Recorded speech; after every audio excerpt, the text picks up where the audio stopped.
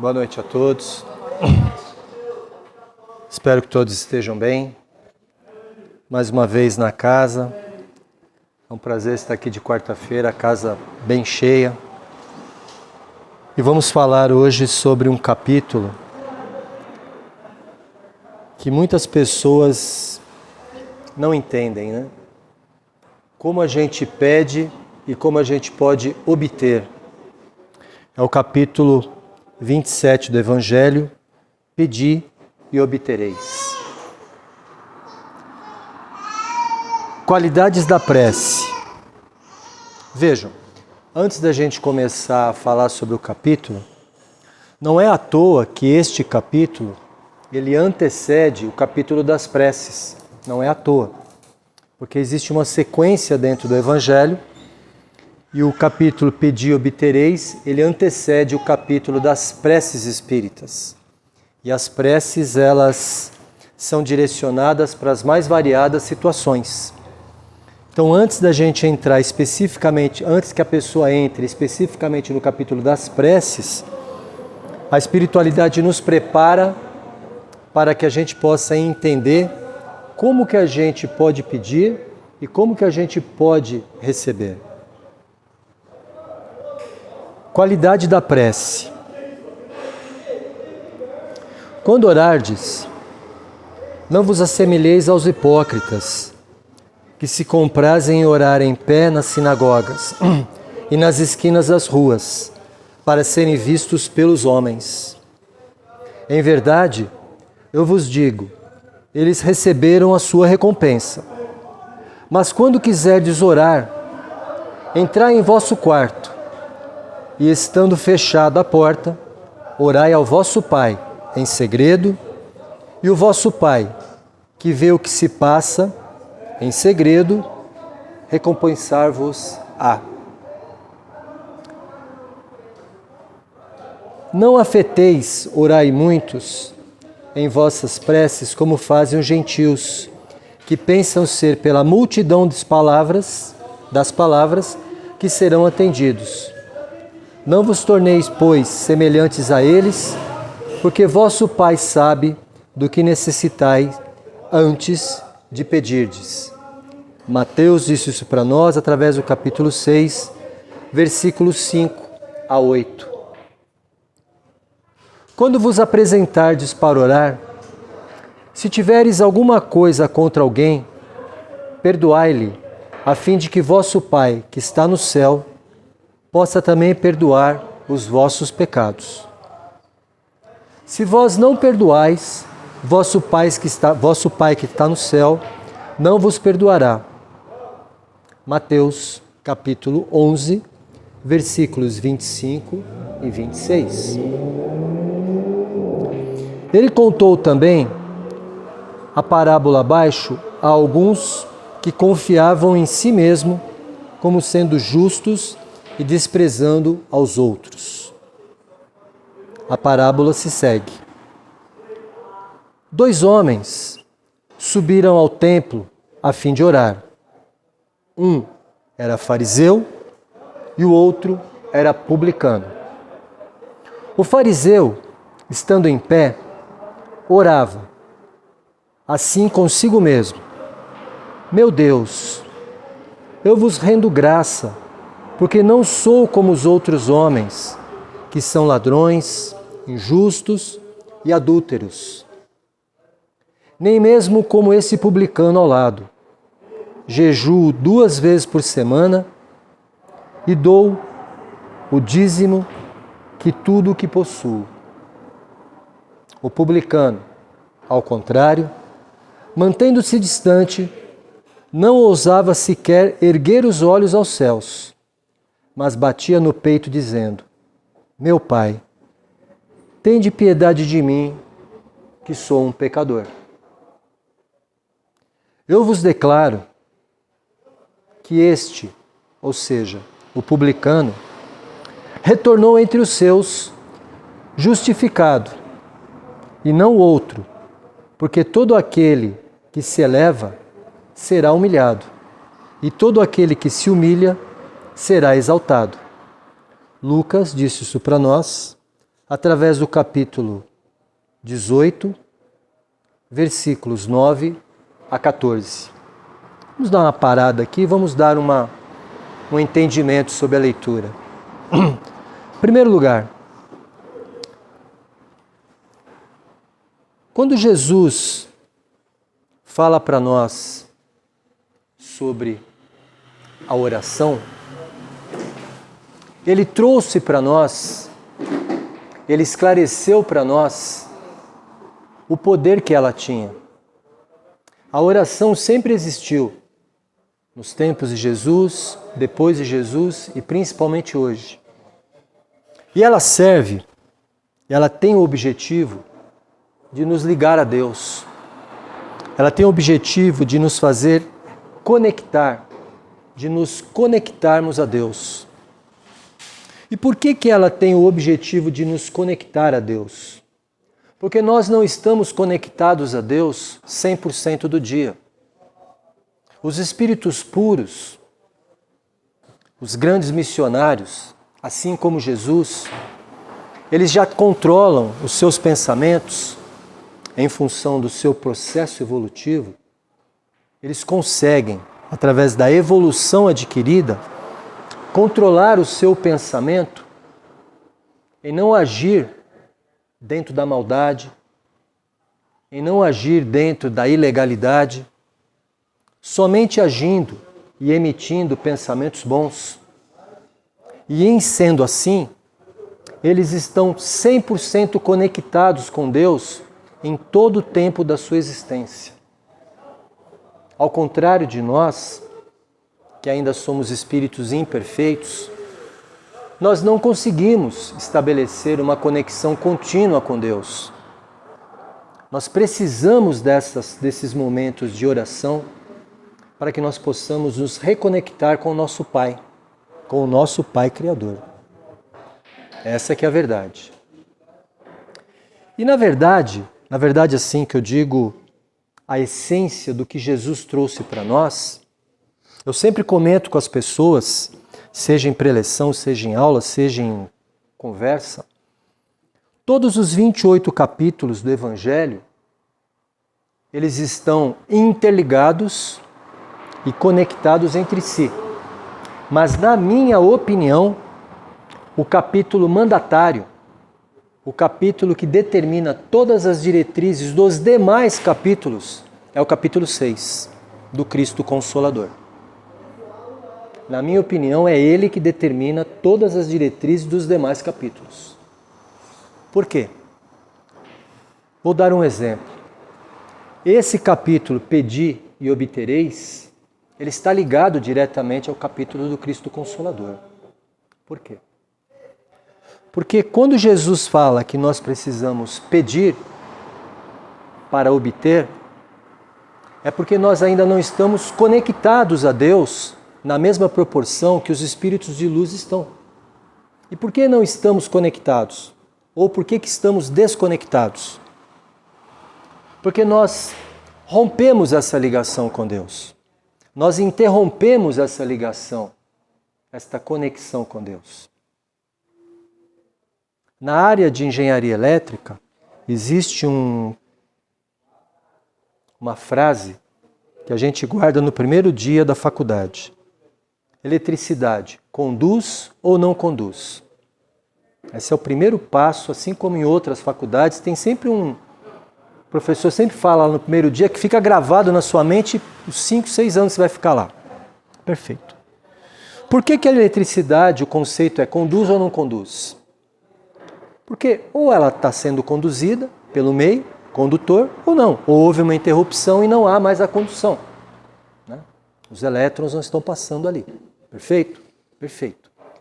O que tem a ver isso com a conexão de Deus, Roberto? Que papo é esse de misturar a parte da eletricidade aqui? É muito simples. A questão do conduz ou não conduz. Jesus fala para nós no capítulo 6 do Cristo Consolador que nós deveríamos voltar a Deus por um processo de um caminho rápido, curto e objetivo. Mas nós nos perdemos pelos caminhos da impiedade. E nós transformamos esse caminho num caminho longo e tortuoso. E ele fala mais.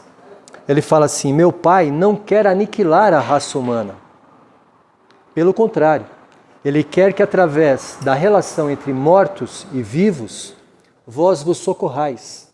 E não mais somente a voz dos profetas, das profecias e das escrituras, mas sim esse trabalho de interação possa fazer com que nós aprendemos juntos para evoluirmos juntos e nos reconectarmos a Deus.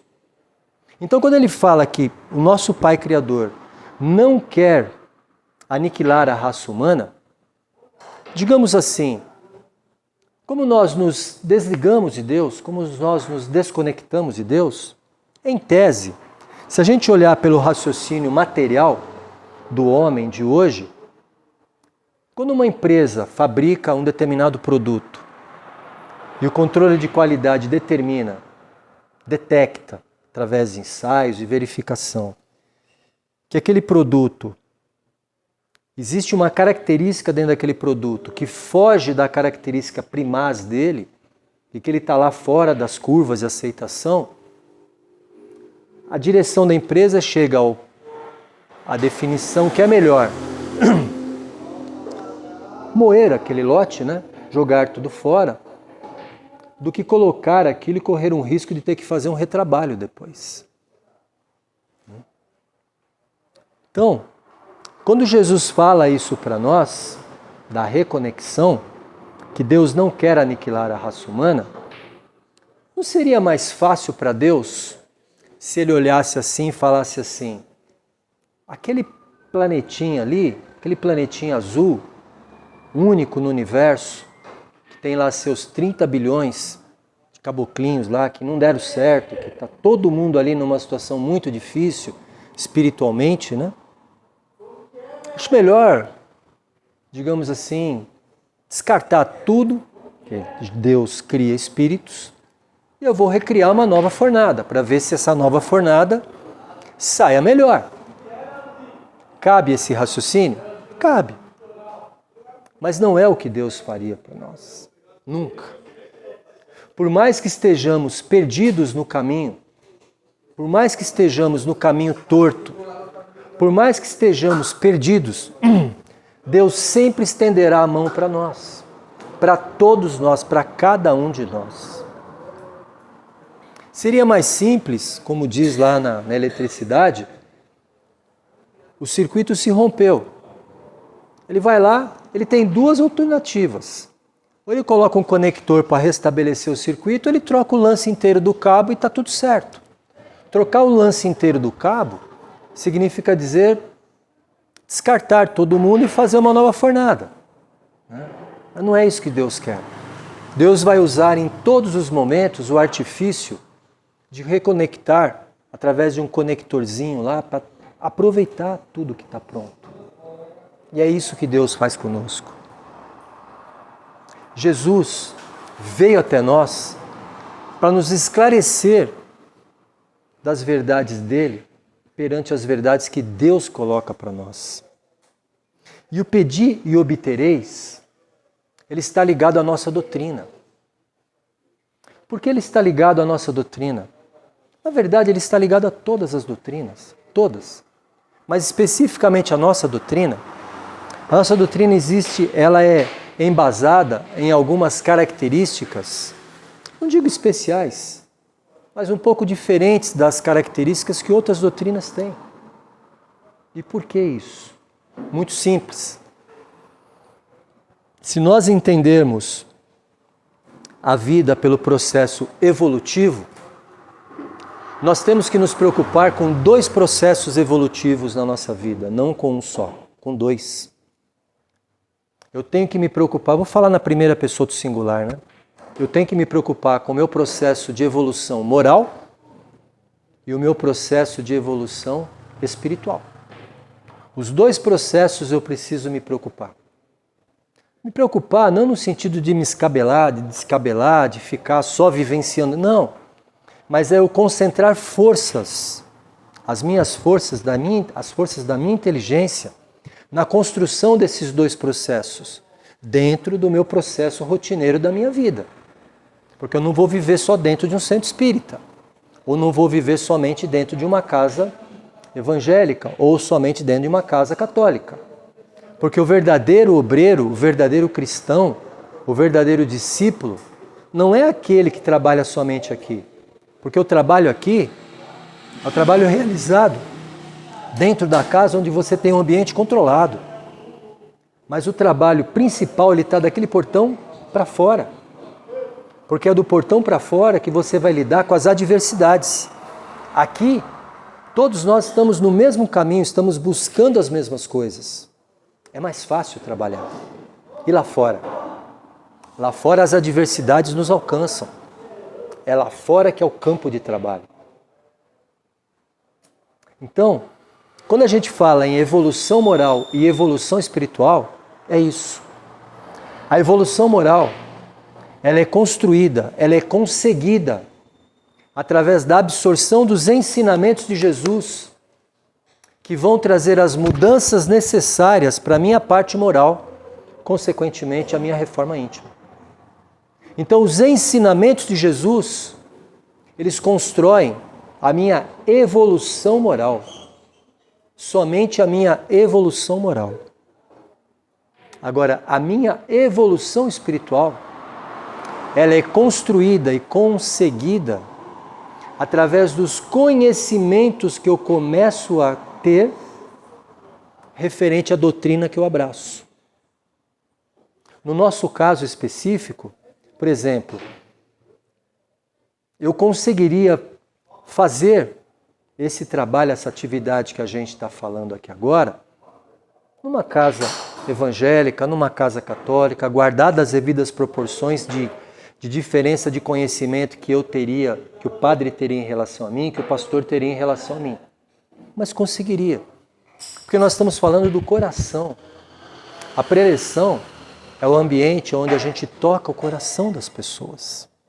Estamos falando sobre Jesus.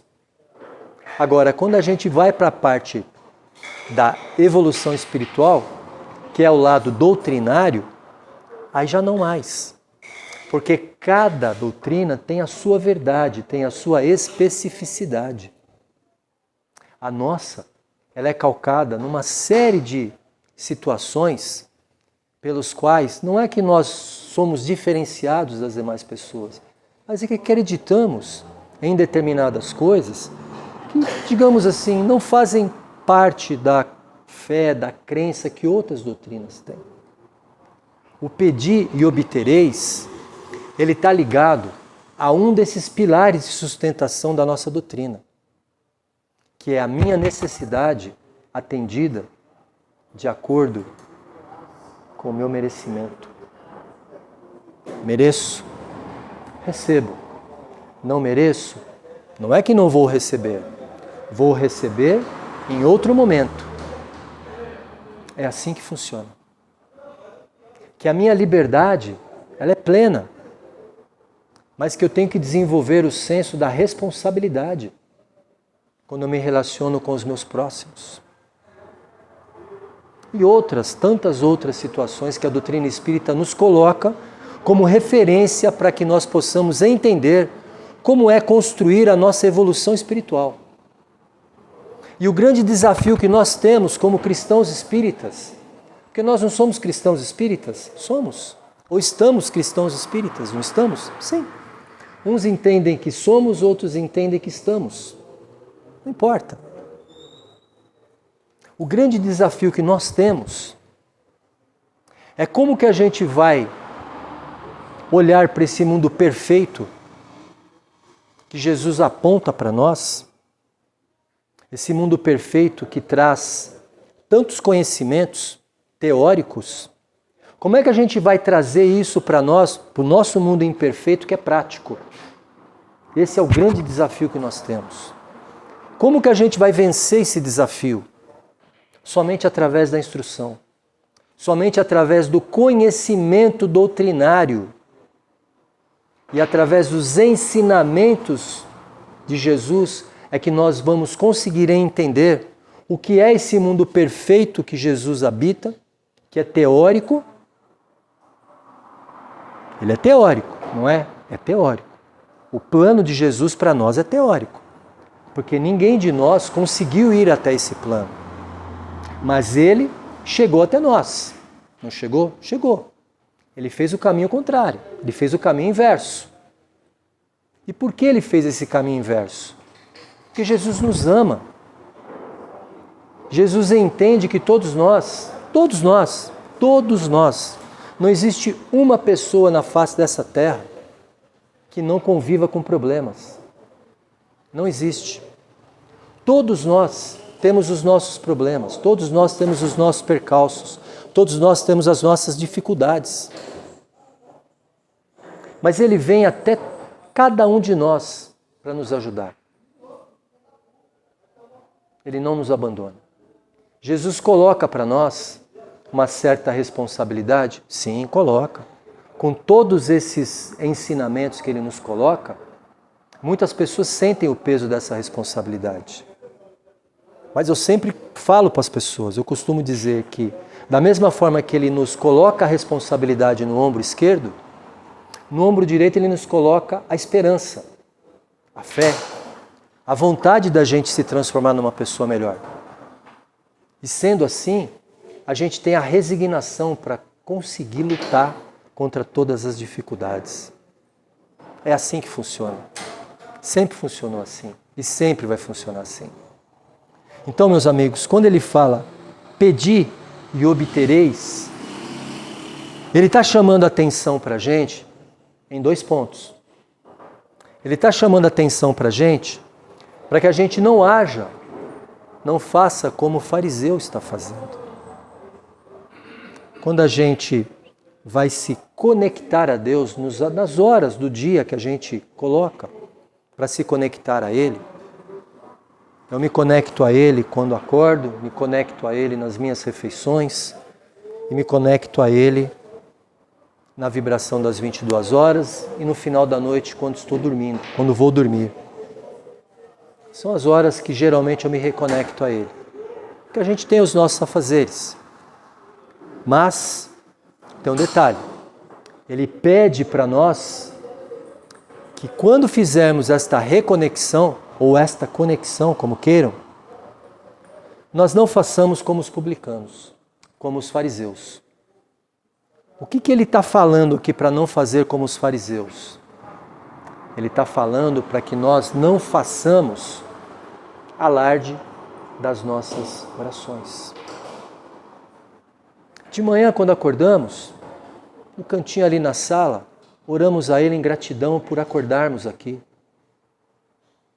Quando sentamos à mesa, em cada refeição que fazemos, seja no café da manhã, no almoço, no café da tarde, no jantar, oremos a Ele, agradecendo por aquela oportunidade. Porque quantos irmãos gostariam de estar ali naquele momento e dias que não fazem uma refeição? Dias.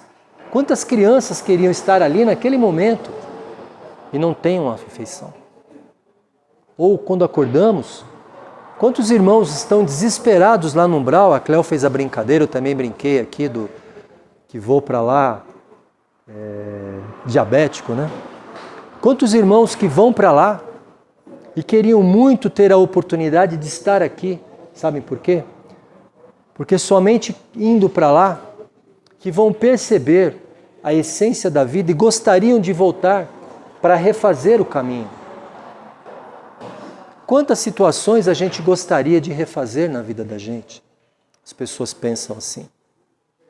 Então, esse pedir e obtereis é a simplicidade da oração que a gente tem que fazer. Não precisamos palavras difíceis, apesar de que as obras espíritas têm por finalidade colocar palavras, digamos assim, fora um pouco do contexto habitual do nosso dia a dia, para que nós possamos entender um pouco melhor o contexto da obra. Mas não precisamos de palavras difíceis, de longas orações. Não precisamos. Deus nem quer isso. O que Deus quer de nós é que nós façamos orações objetivas. Deus, muito obrigado pela oportunidade sagrada que o Senhor está me dando de estar aqui hoje de novo.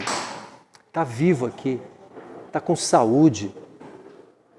Muito obrigado por o Senhor me permitir estar aqui com a minha família.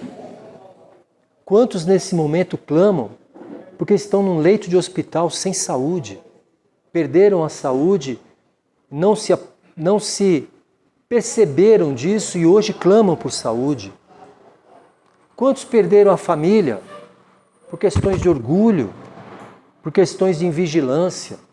Que quando você assume uma relação com uma pessoa e você quer fortalecer essa relação com a vinda de descendentes, sejam eles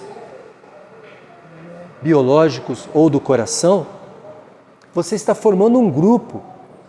E esse grupo, ele tem que ter as diretrizes calcadas em cima da responsabilidade, em cima do afeto,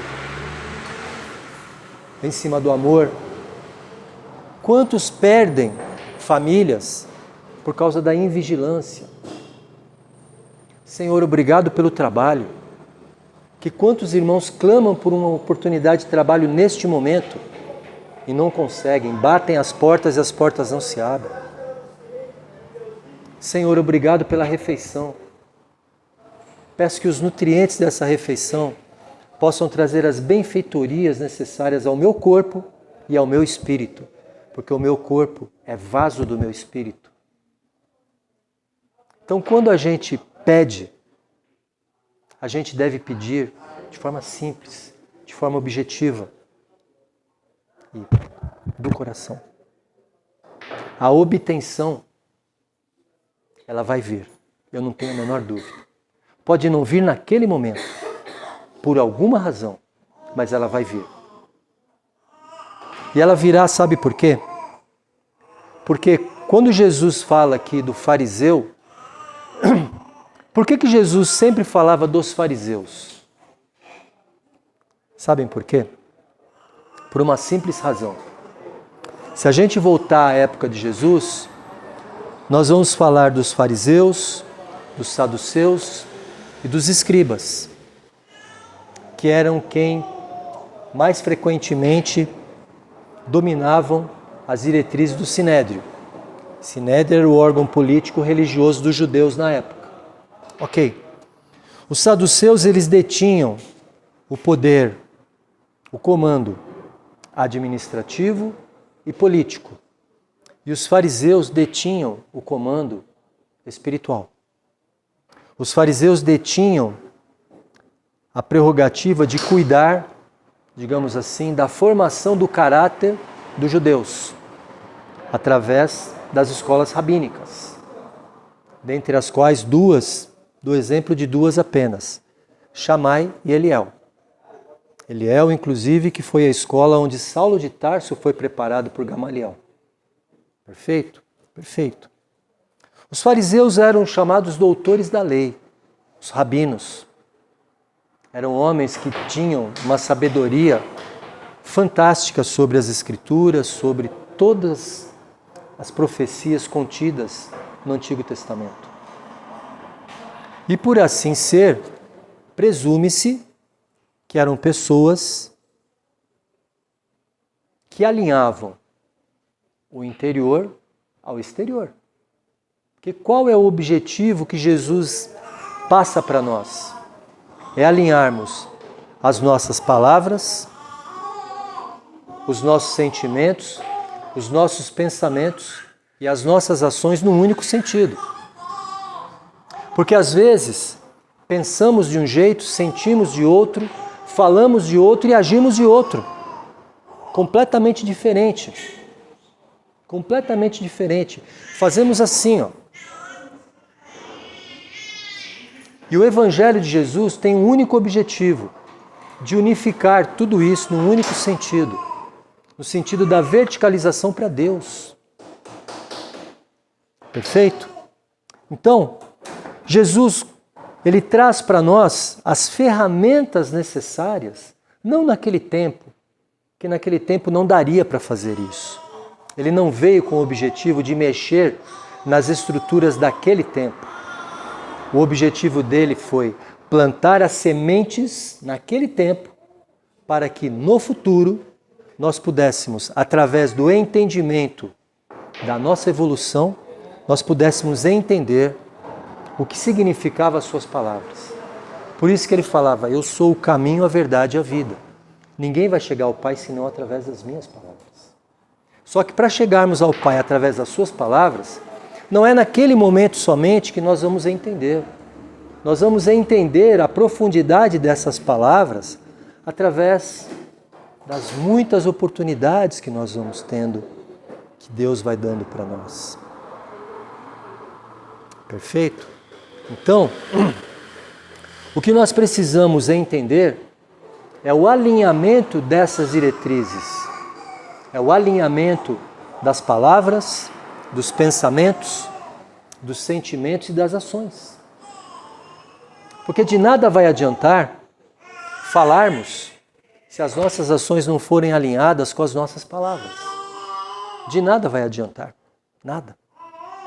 Nós precisamos alinhar o interior com o exterior. E por isso que ele combatia veementemente a condição ou a conduta dos fariseus. Porque eram os fariseus que buscavam provas que, na visão destes homens, dos fariseus, comprovariam que Jesus era um transgressor das leis de Moisés. Como assim transgressor das leis de Moisés? Não entendi. Explico. Moisés foi para os hebreus e para os judeus o ponto de equilíbrio durante muitos séculos. E tudo aquilo que vinha de Moisés não era retrucado. E a hora que Jesus aparece no cenário, é colocado sobre ele a responsabilidade de um transgressor das leis de Moisés, porque ele fazia algumas coisas contrárias à lei de Moisés. Por exemplo, a lei de Moisés proibia veementemente o contato entre aqueles que eram sãos de saúde com as pessoas enfermas. A lei proibia. A lei de Moisés proibia o contato com pessoas que tinham uma má conduta. Os ladrões, os assaltantes, mulheres que tinham profissões, do ponto de vista deles, duvidosa, e assim sucessivamente. Onde Jesus andava? Jesus andava no meio dos poderosos? Não. Jesus andava com os simples. Porque Jesus não veio para os sadios, Jesus veio para os enfermos. E essas pessoas eram os enfermos. Jesus curava aos sábados, aos domingos, segunda de madrugada, quarta de manhã, não importava a necessidade, não importava o horário. Jesus não perdia a oportunidade de trabalhar.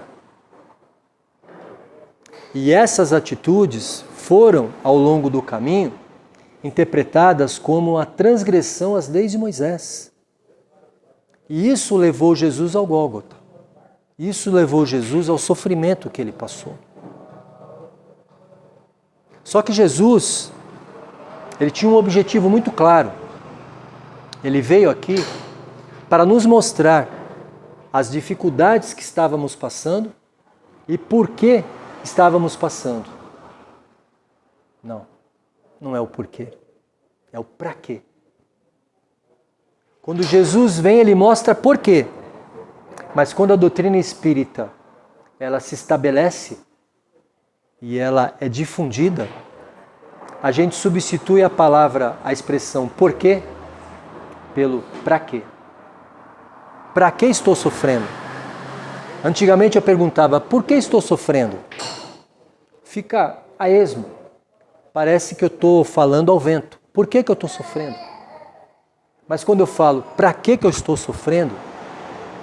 A resposta vem. E sabe por que a resposta vem? Por uma simples razão. A resposta está no Sermão do Monte. Todas as respostas estão no Sermão do Monte. Todas as dúvidas que temos, todas as incoerências, tudo aquilo que a gente tem de descontrole, a resposta está no Sermão do Monte. Pode buscar lá. Jesus sobe ao Monte Curim Ratim, já muito próximo de ir ao Gólgota. Ele sabia que ele ia ao Gólgota. E ele deixa muito próximo disso para tirar uma dúvida e fazer um pedido. Qual que é a dúvida que ele tira? Jesus aproveita a cerimônia do Sermão do Monte para tirar a maior dúvida que pairava sobre ele. Meses antes, ele consagra todos os 12 apóstolos na casa da sogra de Simão Pedro. E como ele consagra esses discípulos? Ele transfere de forma individual a cada um, de acordo com a possibilidade, porque ele sabia da possibilidade e da disponibilidade de cada um. Ele sabia. Ele era o maior espírito, foi o maior espírito que tocou o solo desse planeta. Ele tinha faculdades mediúnicas fantásticas. Porque o que é a mediunidade? A mediunidade nada mais é do que a educação dos nossos sentimentos. Quanto mais educarmos os nossos sentimentos, mais próximos do plano espiritual estaremos. E Jesus veio do plano espiritual. Ele conquistou essa condição. Ele chegou à condição de um espírito perfeito. Por quê? Porque ele não só conheceu todas as leis, mas ele aplicou todas as leis em todas as suas existências perante todos os próximos que cruzaram o seu caminho. E ele corrigiu o seu caminho quando ele estava descumprindo essas leis. E na condição de um espírito perfeito, ele ganha a prerrogativa de quando vir em missões, como é o caso quando ele veio à Terra, se ele fosse tentado, como de fato ele foi, tanto física como espiritualmente, ele não cederia. Porque um espírito puro, ele tem por prerrogativa não ceder às tentações da carne. Ao contrário de nós, espíritos imperfeitos, o nosso espírito é viajante dentro desse organismo. Porque nós cedemos às tentações da carne. Essa que é a diferença. E por que nós cedemos? Porque nós somos imperfeitos. E por que somos imperfeitos? Porque conhecemos as leis. Conhecemos? Conhecemos. Pelo menos algumas leis conhecemos. Conhecemos a oração do Pai Nosso. Conhecemos os 10 mandamentos, ou pelo menos a grande maioria. Conhecemos as 5 bem-aventuranças? Conhecemos. Principalmente as dos pobres espíritos, as dos mansos. Conhecemos. Aplicamos isso no nosso dia a dia? Aí a resposta é individual. A resposta é íntima e individual. O resultado disso a gente vê no mundo aí fora.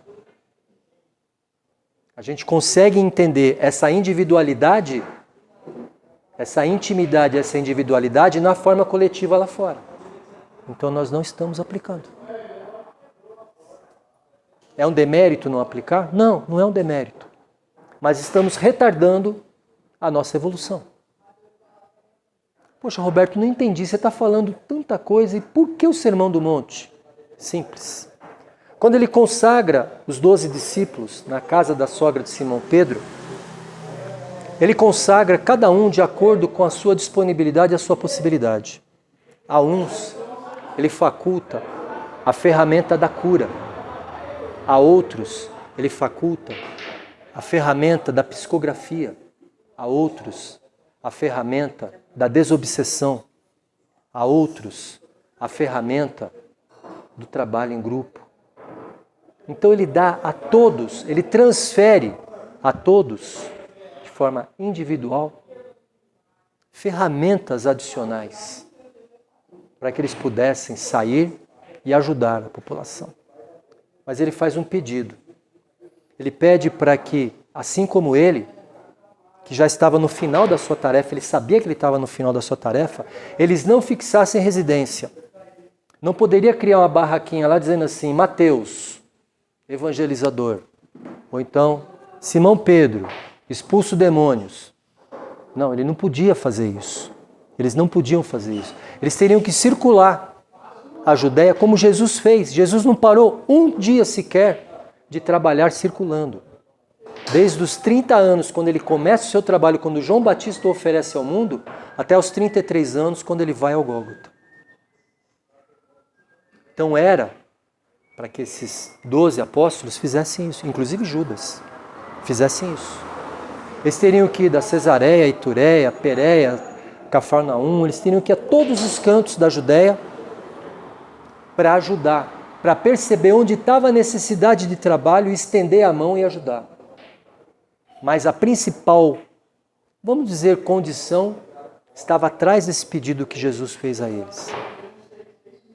Qual foi? Que eles não fizessem dessa supremacia um meio de vida. Eles não poderiam tirar proveito desta situação. E assim eles fizeram. Então Jesus consagrou esses 12 discípulos? Consagrou. E Jesus consagrou a todos nós também no Monte Carim Rutim? Sim. No Sermão do Monte? Sim. Aí ele fez de forma coletiva. Ali ele nos liberta. Por que ele nos liberta, Roberto? Porque o pedir e obterei está lá, a raiz está lá. Por que ele nos liberta? Porque desde o momento que João Batista oferece Jesus ao mundo, aos 30 anos, João Batista professa a seguinte frase, quando ele percebe Jesus chegando perto dele. Porque Jesus era primo de João Batista de segundo grau, mas eles tinham se visto logo no começo da vida, não tinham mais contato. Quando João Batista é levado pelos essênios e Jesus fica com Maria. João Batista percebe pela vibração de Jesus que se tratava do Messias perante ele. Porque João Batista batizava as pessoas, por isso que era João Batista. E João Batista professa a seguinte frase.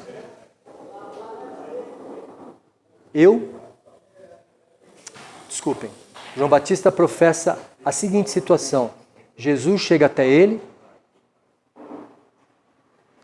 e ele se abaixa até Jesus. Só que Jesus coloca a mão sobre sua cabeça, o seu centro de força, né? E pede para que ele suba, para que Jesus se agache. Porque, conforme as Escrituras falavam, Jesus precisava batizar Jesus. João Batista precisava batizar Jesus. E João Batista coloca as mãos sobre a cabeça de Jesus, unge Jesus e professa a seguinte frase. Eis aqui o Cordeiro de Deus, aquele que veio para redimir os pecados dos homens. Eis aqui o Messias libertador das amarras espirituais dos homens. Até hoje eu vos batizei pela força e pela ação da água. A partir de hoje, ele nos batizará pela força e pela ação do fogo. E assim foi. E quando a gente chega no Sermão do Monte, por que tudo isso tem ligação? Porque pairava sobre Jesus, ainda pairava sobre Jesus, a corrente de pensamento daqueles que entendiam ser Jesus o libertador físico de Judá em relação a Roma. Muitos acreditavam que Jesus era esse libertador físico, porque as Escrituras Sagradas falavam que Jesus era o Messias libertador. Mas muitos ali também acreditavam ser Jesus o Messias libertador das amarras. E ele abre o Sermão do Monte dizendo mais ou menos assim, professando as seguintes palavras. Aqueles que acreditam ser eu, o libertador físico que veio para libertar a Judéia de Roma, estão enganados. Eu não sou esse homem. Ali, ele põe um ponto final, ele sepulta a ideia da figura do homem libertador. E ele transfere para a essência do Messias libertador toda a sua energia. Percebe? Existiam muitas pessoas ali que acreditavam ser ele o homem que iria pegar em armas e libertar a Judéia de Roma. Mas também ali existiam pessoas que acreditavam ser ele o Messias libertador das nossas amarras espirituais. Ele separa o joio do trigo ali. Ele mostra para nós que nós deveríamos sepultar de vez. Se nós não sepultamos, nós não entendemos a mensagem de João Batista, que foi clara. A mensagem de João Batista foi assim: eu vos apresento o Messias libertador das nossas amarras espirituais. Ponto. Não cabia outro entendimento de que ele seria o homem que pegaria em armas e libertaria a Judéia de Roma. Não cabia outra interpretação, mas os homens assim entenderam. Então ele é obrigado no Sermão do Monte a fazer essa separação. Ele destrói a ideia da imagem de um homem libertador e ressalta a ideia do Messias libertador das nossas amarras espirituais. E ele coloca depois todos os códigos e leis. Ele fala palavra por palavra, frase por frase. Ele fala dos 10 mandamentos. Ele fala das 5 bem-aventuranças, frase a frase. E dá sentido, dá conteúdo. Não à luz da visão da doutrina espírita, porque a doutrina espírita nem estava nos planos naquela época ainda. Ele fala sobre a religiosidade, sobre a parte moral. Quer ver um exemplo? Ele fala nos 10 mandamentos de honrar o pai e a mãe. Quantos perdem tempo colocando os pais e as mães em asilos, deixando lá, entendendo que lá é o melhor para o pai e para a mãe? Estão perdendo a maior oportunidade da vida, a oportunidade mais sagrada, que é de retribuir de coração aquilo que foi recebido por eles quando eram pequenos. Não tipo assim, tenho que devolver para o meu pai e para a minha mãe porque eles cuidaram de mim. Não. É o oposto que nós precisamos pensar. Nessa hora eu preciso pensar assim: Deus, muito obrigado pela oportunidade que o Senhor está me dando de cuidar do meu pai e cuidar da minha mãe. Porque eles cuidaram de mim. Eles ficaram noites e noites sem dormir para poder cuidar de mim. Tenho certeza que deixaram de comer para dar comida para mim, como todos nós passamos por essa situação. E é nessa hora que a gente tem a oportunidade de retribuir para eles com gratidão, com amor e com carinho, assistindo os nossos pais nas necessidades físicas, espirituais e morais. Dizendo ao pai e à mãe: o senhor não é um peso, nunca foi, nunca vai ser.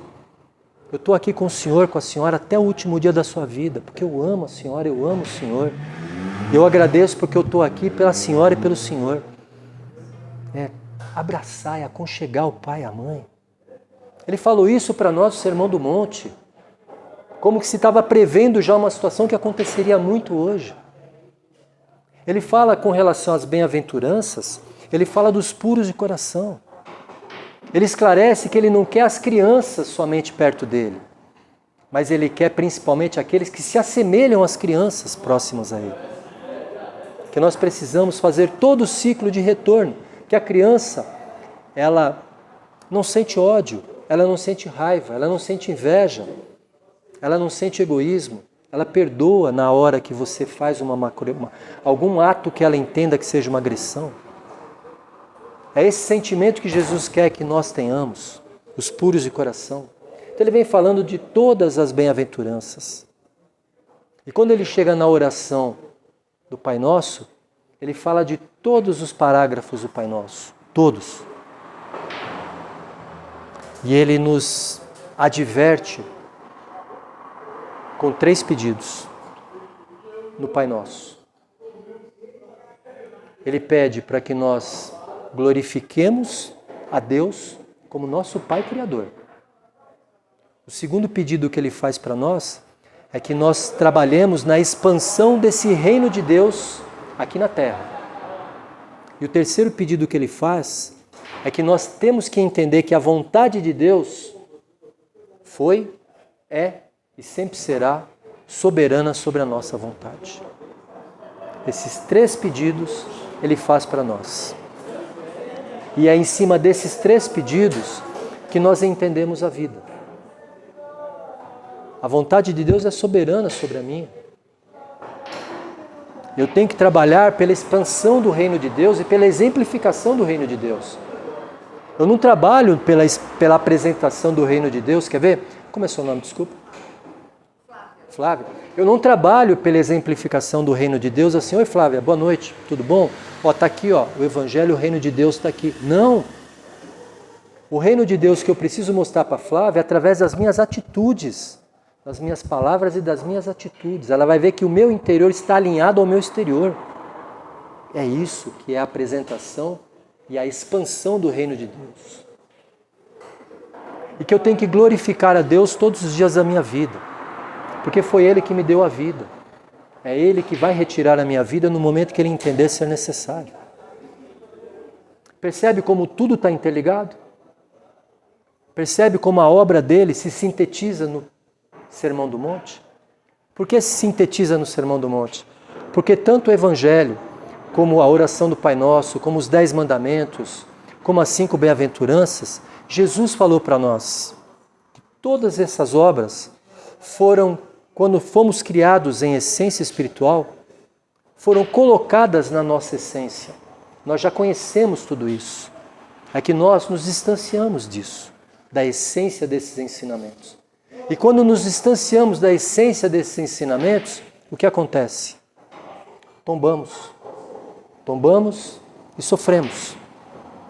E por isso que sofremos, porque ainda estamos muito longe, muito distantes da exemplificação dessas leis.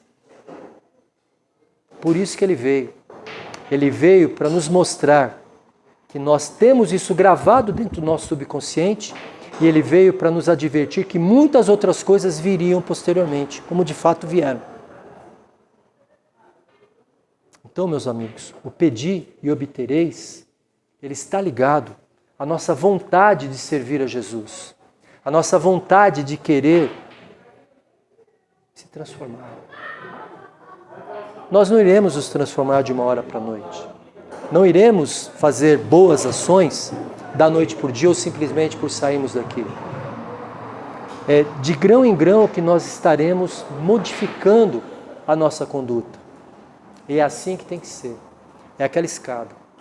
Às vezes subimos o 3º degrau, depois teremos que descer para o 1º, vamos para o 2º, voltamos para o 1º, vamos para o 2º, vamos para o 3º, vamos para o 4º, de repente teremos que voltar para o 2º, teremos que voltar para o 1º, até que a gente solidifique as bases dos nossos ensinamentos, dos ensinamentos dele, para que nós possamos galgar a nossa evolução espiritual.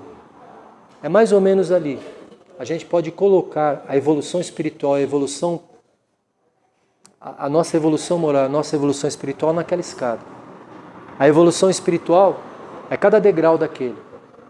E a evolução moral sou eu subindo cada degrau daquele. Como que eu subo cada degrau daquele? As minhas tendências alcançam as minhas decisões de hoje e as minhas decisões de hoje definem o meu futuro de amanhã. Passado, presente e futuro. Jesus veio nos advertir disso. Por isso que eu falo, seguir Jesus não é fácil. Ele coloca uma responsabilidade muito grande aqui, coloca muita responsabilidade aqui. Mas ao mesmo tempo que ele coloca muita responsabilidade aqui, ele alivia essa responsabilidade aqui, com esperança, com fé e com resignação. Porque ele aponta para um caminho. Nós temos um caminho a seguir. E esse caminho já está claro, está definido na nossa frente. Basta nós queremos seguir esse caminho. Queremos seguir esse caminho? Queremos. E sabe como nós iremos seguir esse caminho? Através dessa sequência. Nós precisamos conhecer Jesus, precisamos entender Jesus, precisamos aceitar Jesus e precisamos vivenciar Jesus. Conhecer Jesus não é só conhecer a história dele no Gólgota. Conhecer a história de Jesus é conhecer a história daquele espírito, como que ele chegou àquela condição de evolução. Entender Jesus é entender que ele tem uma proposta transformadora individualizada para cada um de nós. Aceitar Jesus é aceitar essa proposta transformadora, porque nós vamos romper com muitas coisas nesse mundo material, para que nós possamos aceitar esse caminho espiritual.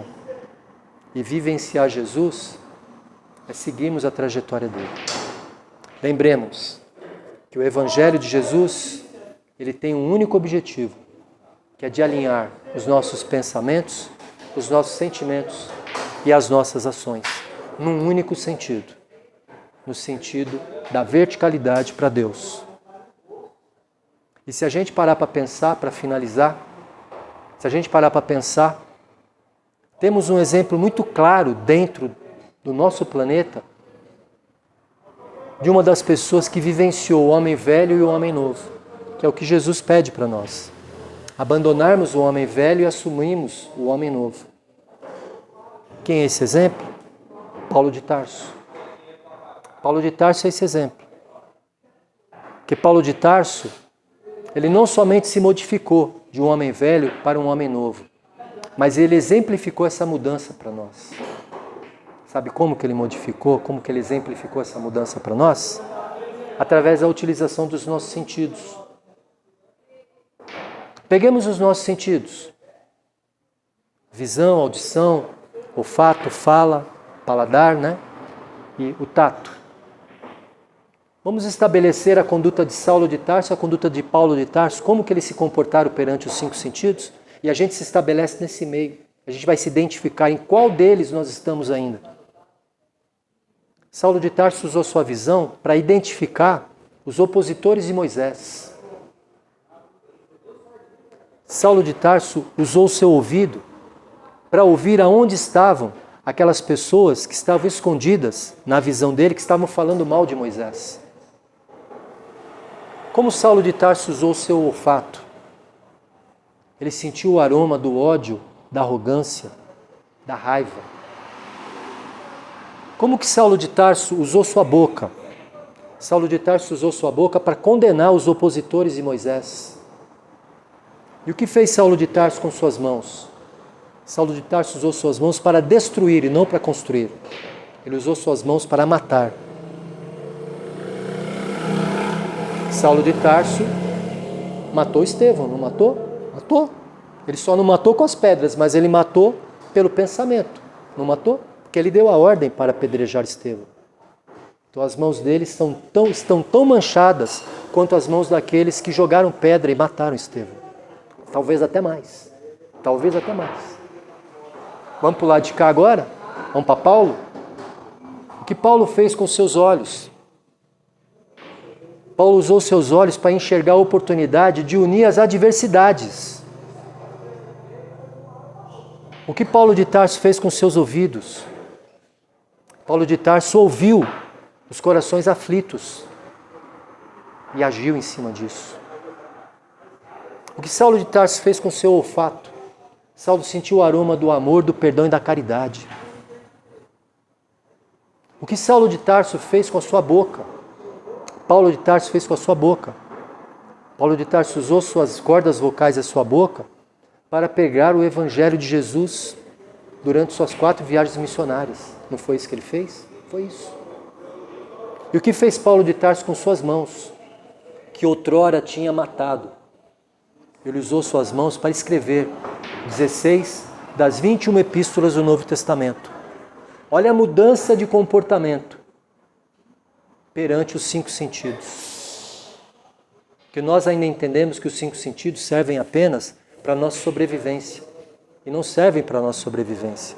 Os nossos 5 sentidos servem para a nossa sobrevivência, mas para fazer ponte para a nossa evolução espiritual. Porque os olhos são a lâmpada da alma.